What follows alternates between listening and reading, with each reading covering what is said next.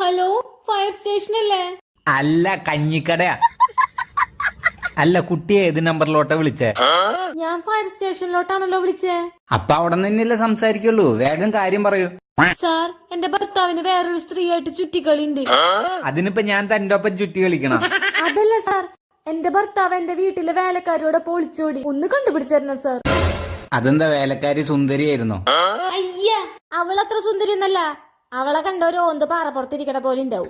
പിന്നെന്താ, അവള് പണക്കാരിയായിരുന്നോ? സാർ, പണക്കാരി ഞാനാണ് അവളെ എന്റെ വീട്ടില് ജോലിക്ക് നിർത്തിയത്. ഇനിയിപ്പൊ എന്ത് ചെയ്യാ, അവര് ഒളിച്ചോറിന്റെ ഇടയിൽ വല്ല കുഴിയിലോ പൊട്ടക്കിണറ്റിലോ വീണെങ്കിൽ എടുത്തു തരാറുന്നു. അല്ല, ഇതിപ്പോ എന്തിനാ ഇങ്ങോട്ട് വിളിച്ചു പറയണേ? പോലീസ് സ്റ്റേഷനിലോട്ട് വിളിച്ചു പറ.